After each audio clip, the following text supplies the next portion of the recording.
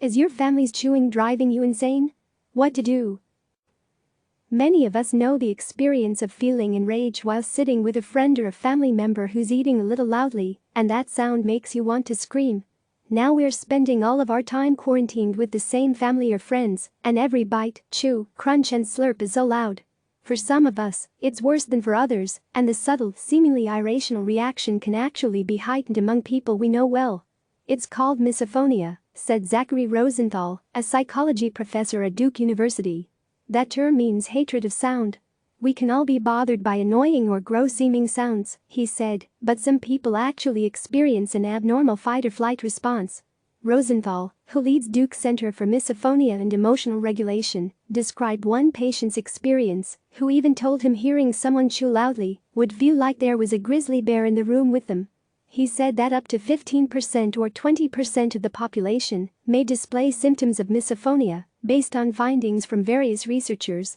In one study, researchers at the University of South Florida asked 483 undergraduate students about how they reacted to sounds. About 1 in 5 self-reported misophonia symptoms.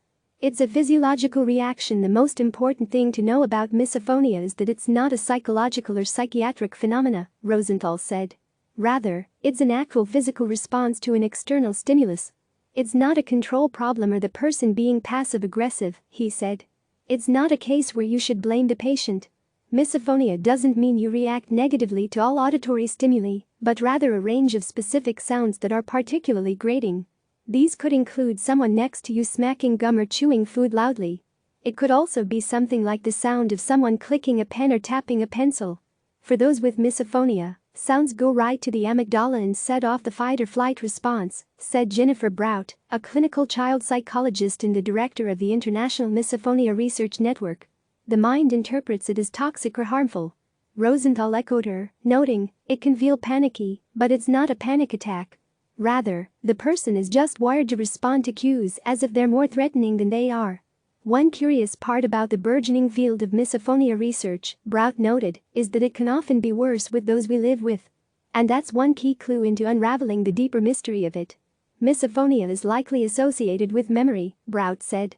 We have visceral recollections of people close to us chewing loudly or clicking their long fingernails on the table as they talk. Maybe they're sniffling too much and it drives us up the wall. We then are almost neurologically trained to home in on that sound again and again. When meeting new people, there isn't a specific annoying behavior to focus on, and it takes a little while to settle on a particular trigger. What can you do? There's not enough research into causes or treatments of misophonia to yield any particular remedy or one-size-fits-all solution, Rosenthal said. In the absence of sufficient randomized controlled trials, his first priority was to caution people to not get swept away by tonics. Rosenthal advises potential patients to first visit their primary care doctor or pediatrician and to report the symptoms rather than to use the term misophonia, which might garner confusion as it hasn't yet entered widespread usage. From there, he said the best treatment is a coordinated multidisciplinary approach, focusing on evidence-based interventions picking away at the 3 major pillars of the disorder. That could mean visiting specialists such as audiologists, occupational therapists and others. First, one should look at the hypervigilance aspect, Rosenthal said, acknowledging that those with misophonia are often primed and waiting to notice a particularly objectionable noise. That can be addressed by practices such as attentional training and mindfulness, he said. Next, patients need to address anxiety they feel, and a range of emotional regulation strategies could be key to getting that factor under control. Finally, Rosenthal said examining the physiological overwhelm is an important step and would be helpful to understanding how aroused people feel at their baseline. Basic health guidance such as getting enough exercise and sleeping well won't stop you from being triggered, Rosenthal said, but they will de-escalate the overall stressed state of being that can exacerbate misophonia.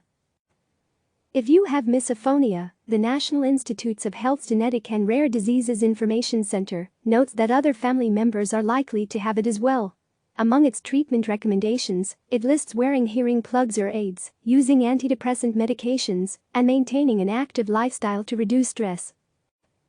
Click subscribe to receive the latest news.